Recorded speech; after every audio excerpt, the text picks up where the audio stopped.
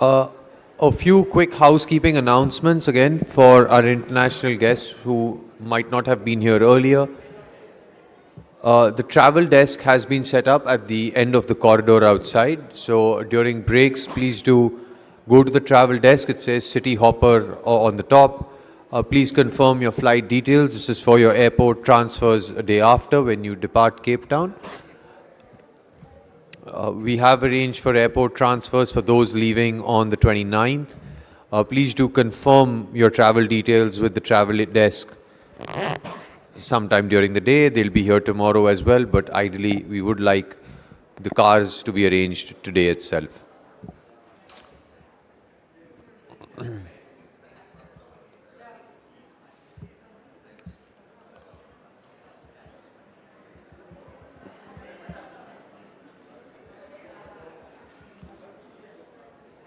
The next session, Mineral Mavericks, Balancing Extraction, Security and Sustainability, moderated by my friend Rachel Rizzo, Senior Fellow at the Atlantic Council in the US. Speakers on the panel, Bridget Motsepe, Chairman and Founder, the Emaku Mining South Africa, Sean de Montfort from Sequoia Climate Foundation, my colleague Janvi Tripathi, Associate Fellow at the Observer Research Foundation, Igor Makarov, the head of the School of World Economy, Higher School of Economics in Russia. If I could invite the panelists on stage. If I could get a thumbs up from the production desk, if everything's good, thank you.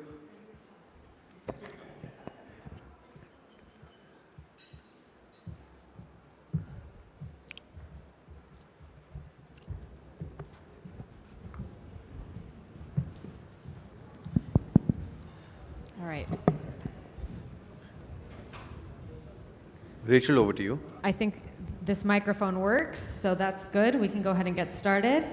And you've done the hard part of introducing our esteemed panel, so that takes the pressure off of me for that part.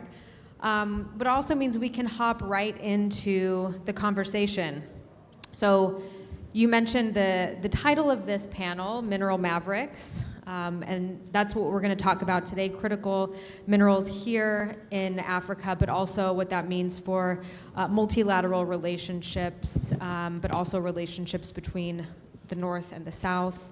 So looking at current multilateral trade discussions in Africa, they are increasingly centered around retaining the continent's resource value chain within the borders of Africa. So it holds 30% of the world's mineral deposits, but 70% of those materials are sent to either Europe or Asia for further processing. This actually constitutes 70% of Africa's total exports. But that also means that there's really important conversations that are currently being had about how Africa can capitalize on these new industrial opportunities by processing these raw materials internally, thus transitioning, I think, into a net exporter of refined products. And this also brings in important conversations, like I mentioned before, about multilateralism, about the global North and the global South, about Europe, the United States.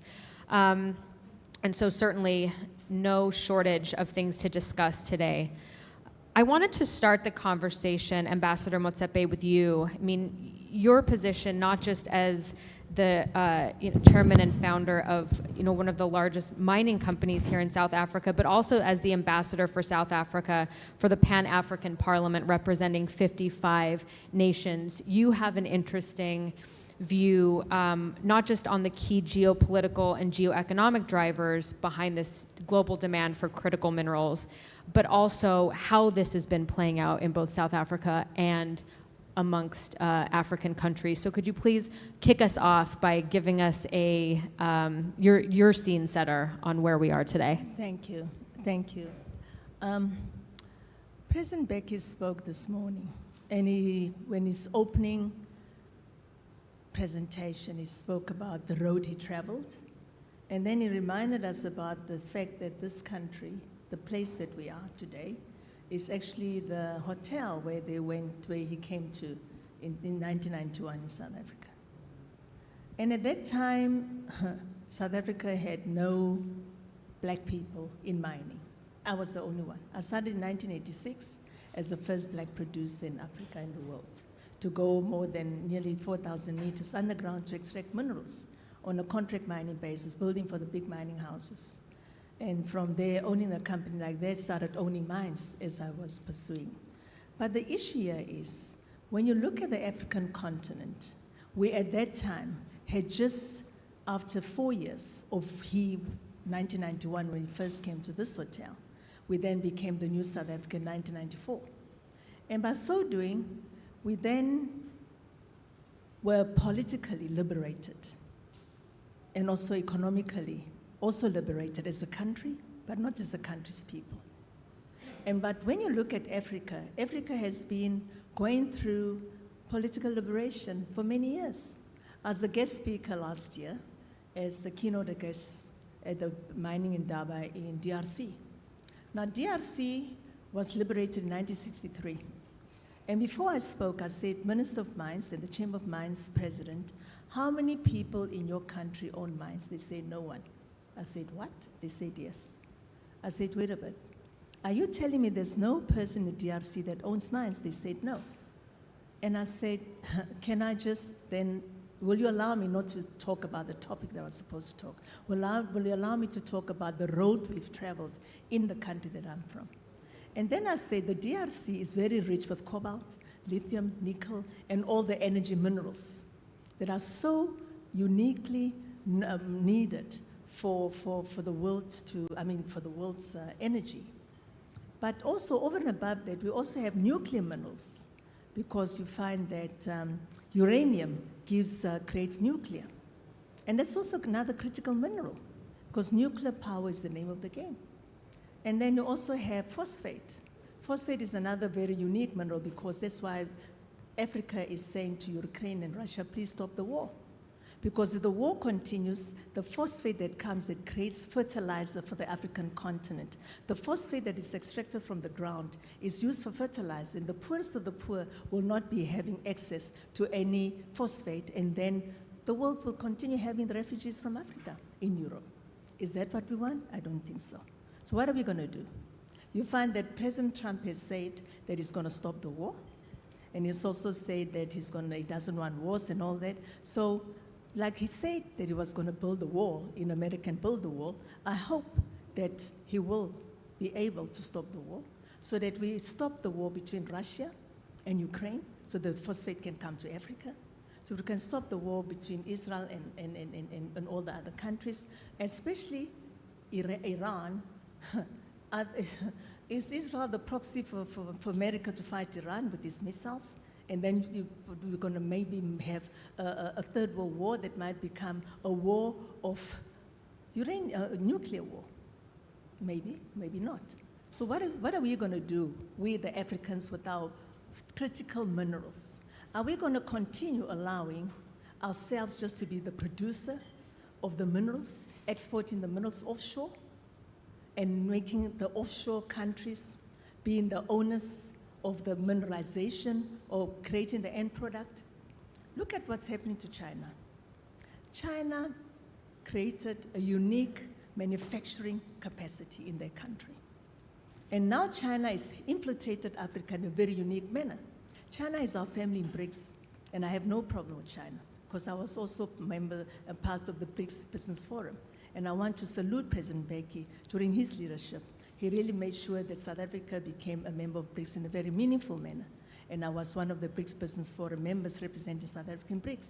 Now, what China's doing that is very strategic, they are entering Africa, making sure that in DRC and all other African countries, they take control of the strategic minerals. While America was busy fighting with Trump, and the UK was busy fighting with Boris, and then from there, a woman was the prime minister for 3 weeks, and no more there. So I'm just saying, while the Western world is sleeping on the job, China's doing infiltration to Africa in a meaningful manner. But are we saying, are we going to now becoming economically colonized by China? Are we going to allow China to partner with us so that we can allow China to say, fine, we are now the owners of these minerals. before you can come and have our minerals, come and have your manufacturing plants here. You get the mineral cheaper. Not only will you get it cheaper because you're creating the end product in our countries, you'll also be able to export it cheaper, and then we can create a second industry, because we are now only countries that are exporting ore in the raw material form. And now once more, I want to say, I salute you, President Mbeki, because during your time, you inherited South Africa from the new South Africa. From the old South Africa and new South Africa. You had to change the laws of the country as the president. Mandela was very effective as being the rainbow maker and the uniting the country, because we needed that. And changing our brand offshore. He went a lot throughout all the countries. But during the time when President Mandela was going from country to country, promoting the image of South Africa, to allow us not to be sanctioned anymore, because South Africa was sanctioned, President Mbeki was running the country as the deputy president.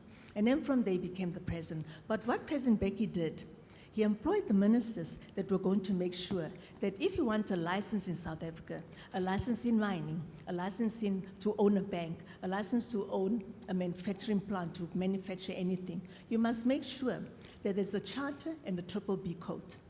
And we in the mining industry started changing the law.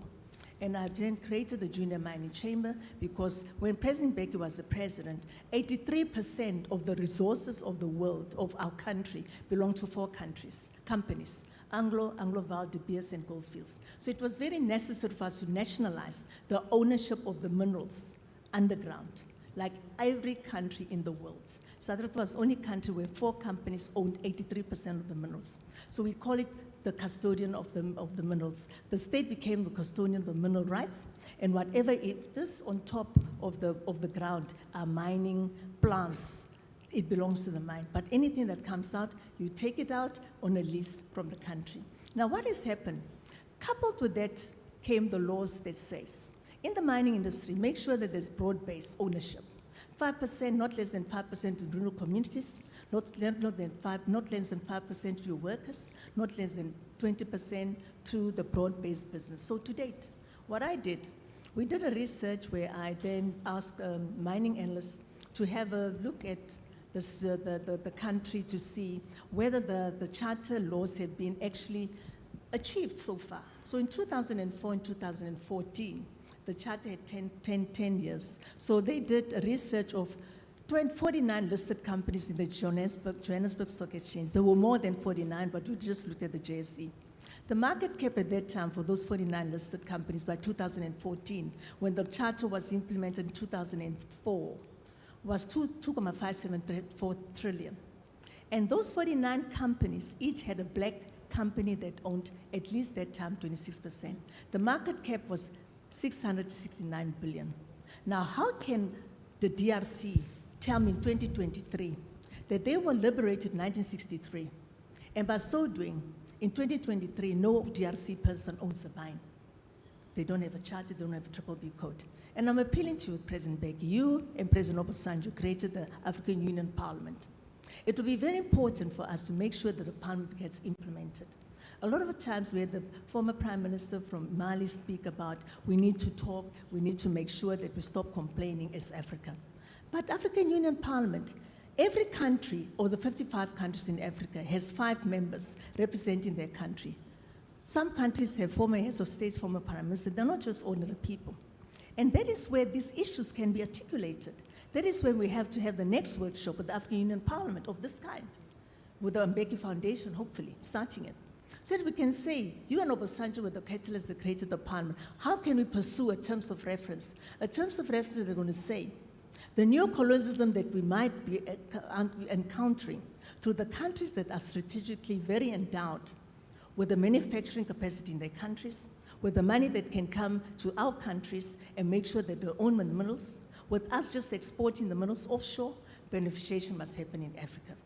And by so doing, let us make sure that we unite in the global south and let the Parliament of Africa look at the committees of Parliament and see how we can let our Parliament committee chairs inculcate the BBB codes and the charters to come and to have a terms of reference. When you come to the African Union continent and you want to invest, there must be terms of reference of ownership, there must be terms of reference of beneficiation, there must be terms of reference of making sure that the strategic minerals are not going to become just minerals that are just going to be exported and the end product not going to be manufactured, and also, especially, making sure that Africa can pursue its individualistic growth by not being new colonized, because economic, political colonization is all conquered, but we run into the risk of being neo-colonialized. Economic colonization must not happen. The Francophone countries that are still paying royalties to France, are they? And why are they? African Union, why are we not talking about that in the African Union Parliament? Why should the French countries still pay royalties to France? Those countries that have been colonized. Those are the things that we must unpack. And then we spoke also in BRICS about the dollarization and the SWIFT. Is the dollar still going to be the denomination currency of the world, or what are we going to look into? And the rating companies, are we still going to continue being rated by other countries? So these are the things that I think, President Becky, we should also bring to the African Union Parliament. And I'm asking you, can we have then the next session in partnership with the African Union Parliament so that we can pursue what we are saying today? Let us talk, let countries talk. We can talk in one room, 55 countries in the Parliament of Africa. They go back to their countries, they tell the ministers and the presidents what to do and what not to do. Thank you so much, Ambassador. Ambassador. Thank you very much for bringing me here. Thank you. Thank you. Thank you so much. Sean, I wanted to hop to you next because the ambassador made some excellent points that I think that we can build on. Looking at your position at the Sequoia Foundation, you've written about and have talked about green industrialization in some of the world's major economies and how that impacts demands for critical minerals. Can you talk a little bit about that and then sort of bring it south a little bit and talk about how Africa can position itself to benefit from this trend that we're seeing in major developed economies? Yeah, thanks so much, Rachel, and thanks to ORF for having me here today. Maybe just a quick 30 seconds on Sequoia Climate Foundation. So we're a US-based climate philanthropy with climate mitigation as our North Star. We fund think tanks, academic institutions, broader civil society actors on those topics, mostly on policy and regulation.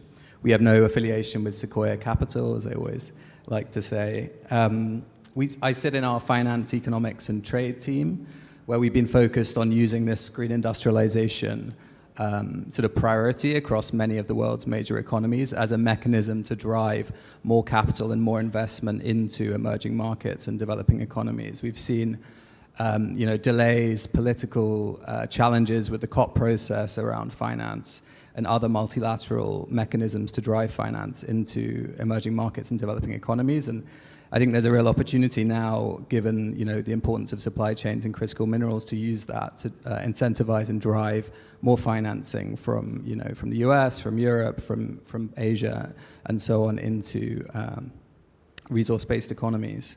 And this is driven by energy security, economic competitiveness, and defense priorities that cut across many political divides we see in the US and Europe and elsewhere. And as a climate organization, it's been very exciting for us to observe this trend and the focus on public subsidies and tax incentives going into clean technologies. And overall, I think this is going to drive increased competition in terms of clean tech production, providers of capital to countries that are well endowed in terms of critical minerals, and scale the overall supply of clean products and increased diversification, all of which I think are net public goods. But outside of China, it's been pretty slow in terms of major economies providing this investment into Africa and countries with a lot of critical minerals. And we need to deploy sort of newer, deeper, more catalytic financing arrangements that meet the sort of political needs, I guess, of some of the richer countries with the demands in Africa. And what we've seen is some efforts by the G7 through the JETPs, through the Climate Club, through PGII. They're well-intentioned initiatives, but they've not necessarily translated into financing on the ground. And so I think we need to rethink in terms of what are the right ways of getting not necessarily going into these governance-heavy processes with a very broad scope and that don't necessarily focus on the actual financing on the ground. Over the last 20 years, we've seen Chinese investment into Africa go up fourfold. U.S. investment into U.S. investment into Africa has gone up 4 times as less as Chinese investment into Africa. And we are seeing some promising signs. We've got the Mineral Security Partnership, the Quad, AUKUS, Indo-Pacific Economic Framework, and so on, that are much more targeted, narrowly defined initiatives that are bringing DFIs, export credit agencies, actual providers of public finance into the room. And so it's not just a kind of politicized conversation, as well as countries like Congo, Zambia, Namibia, as equal players around the table. President Biden is visiting Angola next week, I know, to engage with the work on the Lobito corridor and the progress there. So I think overall we can expect more competition around demand for critical minerals, which is a net positive for Africa, the ability to negotiate with multiple players, play them off against each other and really negotiate a better deal, whether that's China, India, Gulf states, the G7 or whoever else. And I think hopefully that can counter some of the debt distress problems we've seen in Zambia and elsewhere, and learn some lessons from that. So maybe I can just conclude with five quick areas of focus. First, learning the lessons of the past. Why have some of these political grand strategies not necessarily delivered financing on the ground? I mentioned a few earlier. We need to avoid the temptation of just recreating new initiatives, new frameworks, and so on, and focus on actual mechanisms to move money on the ground. Second, spelling out what it would take for resource-based economies in Africa to move up the value chain. What are the needs in terms of enabling policy and kind of specific financing arrangements for that, building on the excellent work of the African Export-Import Bank, the free trade agreement within Africa, and the AU's new green minerals strategy. We've seen promising signs in Morocco with its work on processing battery minerals, and hopefully that can be replicated elsewhere. Thirdly, getting advanced, some of the major economies to be much more effective at pushing their export credit agencies, pushing their development finance institutions to really focus on critical minerals as an area of focus. We've seen some talk around this, but it's the proportion of financing that's going into this area is still relatively low, and I think governments, across the G7 and beyond, should be focusing much more on that. Fourth, thinking about how we pool subsidies and investments, whether it's the IRA in the US or the European Green Deal or the Japanese Green Industrial Transformation Plan, allowing partner countries to access those where they are participating in the supply chain. Morocco has benefited from that because it has a free trade agreement with the US, but other countries should have easier access to that as well. And lastly, I think crowding in more capital from the Gulf states like Saudi Arabia, UAE, Qatar, Oman, given their deep pools of patient capital and existing access and entry into Africa. All right, thanks, Sean. Professor Makarov, I want to bring you into the conversation. We were talking a little bit earlier about the experience that Russia has transferring itself sort of from a processor of critical minerals outside of the country to inside the country. And that's something that specific countries here are struggling with or are working toward. And so I wanted you to sort of come in with the experience that Russia has on this specific topic and maybe lessons learned that could be applied for other countries that are working towards this exact same outcome. Yeah, thank you very much. And I'm really glad to be a participant of this wonderful forum. Actually, critical metals and minerals are sometimes considered as the new oil. So the demand for it is increasing, and it will increase in the future. So for the last 5 years, the demand for critical metals doubled. And by the end of the decade, it will double once again. The concentration of deposits is very high. It is actually much higher than for oil. And it is moreover higher than for oil in times when the OPEC was established.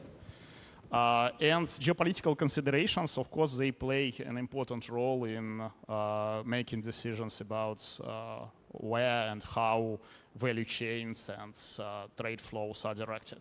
So really there are a lot of common features between critical metals today and oil in the 20th century. So I came from the country which is rich in old oil. And as long as I remember myself, I remember the discussions in Russia about how to make this shift from just extraction and exporting of oil and other fossil fuels to producing something with more value added. And this is the same type of discussion Africa has now. We had a lot of failures, we had some success, but actually I think that the major lesson that may be derived from the Russian experience is that the new industrialization, it can't be made ad hoc.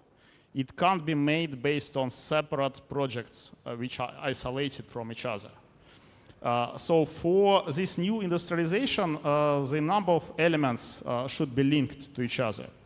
First, it is elimination of trade barriers, of course, and it is a great step forward for Africa that African continental free trade area was established, which solved, at least to the large extent, solved this problem of trade barriers. It is infrastructure, of course, in order to connect various elements of value chains. It is linking goods to local demand. Industrialization can't be based only on exports. It should be always rooted to the local demand as well. So we have an example of this project between Democratic Republic of Congo and Zambia about the development of a hub for battery production. And it is a good example of how it can be linked to the local demand, because the batteries are suggested to be produced for 2- and 3-wheeled electric vehicles, which are popular already in Africa and maybe even more popular in future. The fourth element is regional coordination. It is not a matter of one country only. It is a matter of regional cooperation between different countries, and this cooperation and coordination is absolutely necessary. Then, number 5, it is access to finance. So it is a question which I may discuss for next 15 minutes, which I do not have. But still, of course, it is one of the major issues, and it was discussed during this conference many times. And the last, the sixth element, last but not least, it is industrial policy. Local content requirements, some export restrictions, which are already used by many countries in the world, including some African countries related to critical minerals. The major trap here is that there is always a temptation to start with the last element. And it is what was done in some areas and in some periods of time in Russia as well. It doesn't work like that. So it is like a supplementary measure. It is something which should strengthen other 5 elements, or probably even more, which I did not mention.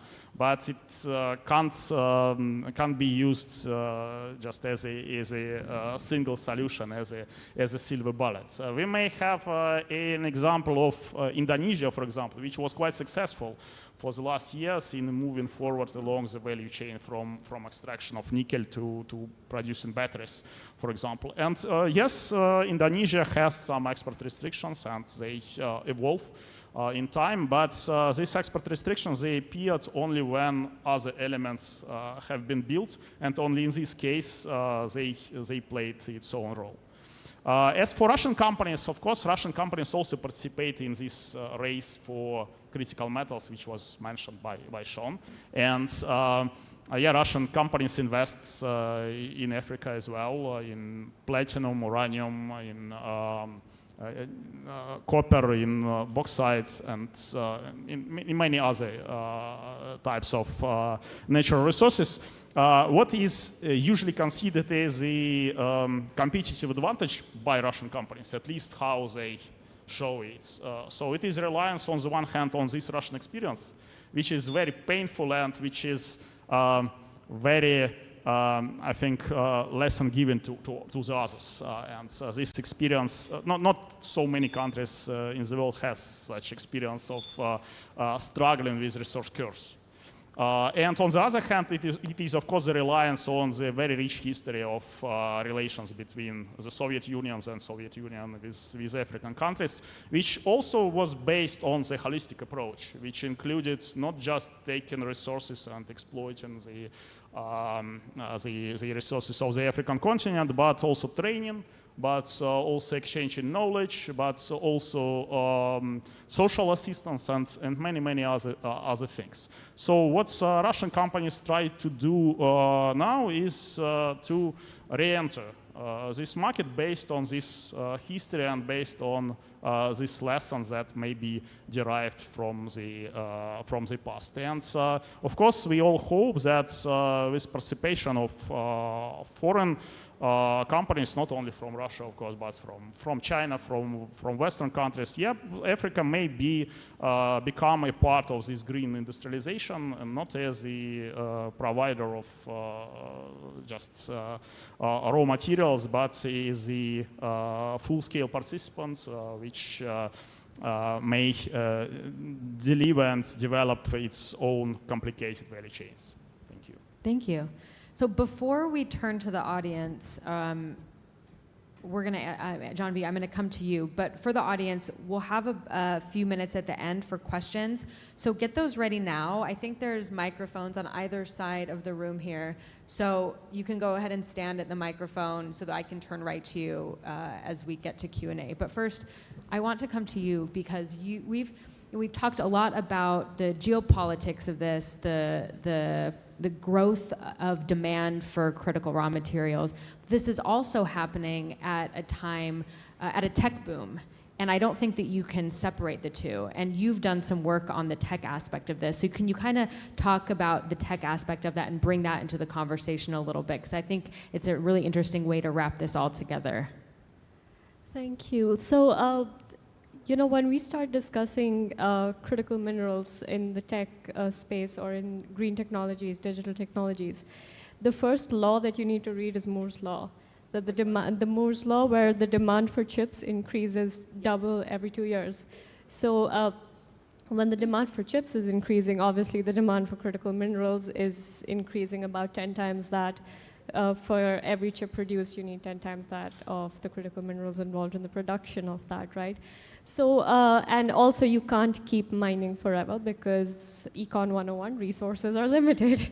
So we can't, and there's also the added externality of the sustainability and environmental impact of mining. And we can keep trying to be sustainable when it comes to mining practices, but there is a limitation to that. It is one of the most extractive sectors of the economy, and it has long-term impact for our green futures. So the irony, of course, which we were discussing earlier, is that our green futures are dependent on one of the most polluting sectors of the economy, which is mining.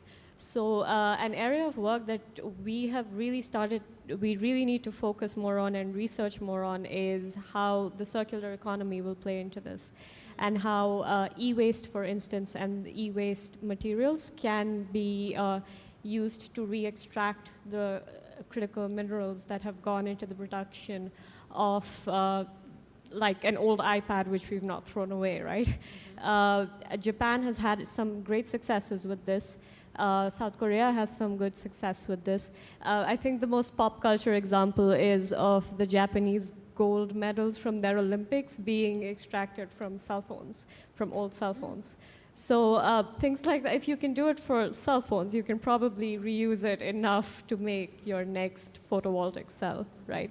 But I'm very conscious of the time. So those are the 3 points I wanted to make, that, you know, mining remains an extractive industry. We need to find alternatives to mining to secure supply chains, and e-waste is one of those ways we can do it. Super interesting. Thank you so much.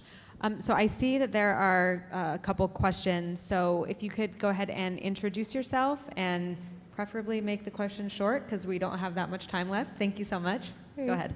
Thank you. I'm Cynthia. I'm from the United States. And thinking about the most vulnerable groups in the climate crisis. A lot of them are indigenous, and simultaneously, a lot of critical minerals are located on indigenous land. So I'm curious to hear if you can talk about the equity piece of this as you approach the extraction of minerals that may come from indigenous lands and the inclusion of indigenous voices in this process. Thank you so much. Is there someone that you wanted specifically for that question? Anybody who has insights. Okay, Yeah, so thank you. we'll hold that, and then I think there's one more, and then we might just answer these two all at once. You can kind of pick what you'd like to answer. So, sir, go right ahead. Thank you very much. My question is to, in particular, Bridget Motsepe, because part of this extraction happens through illegal mining, which benefits largely multinational companies that are, based in the global north. And there's ample literature that has been written about the involvement of these multinational companies in facilitating illegal mining and the illicit financial flows that flow out of the host countries. So how do you envisage that the global south should build institutions that are able to hold these big players in particular illegal mining, because it also happens at the exploitation of the indigenous people?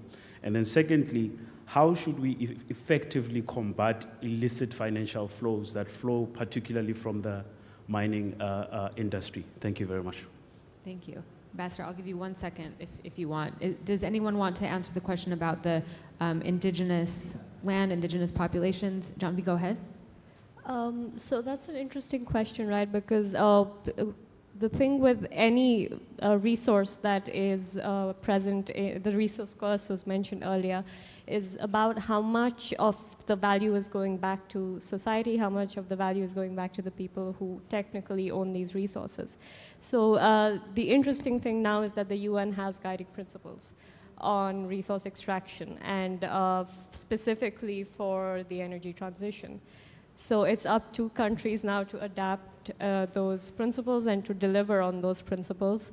But again, like I said, mining remains extractive, and you're really never going to solve that problem of resource extraction and returning value to society as much as it deserves. Does anyone want to add anything to those thoughts? Okay. Ambassador, I'll turn it over to you. I'm very happy you spoke about the illegal miners, because that's the problem.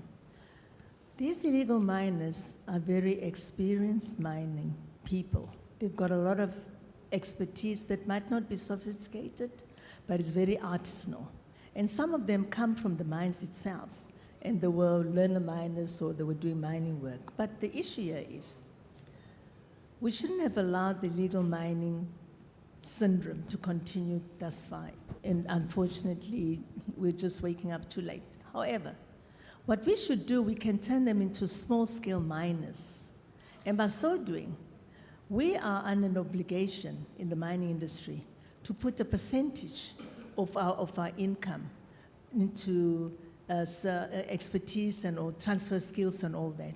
So what we need to do is to have, and I'm now talking about South Africa, that money can then be used by the mining company that's supposed to do rehabilitation.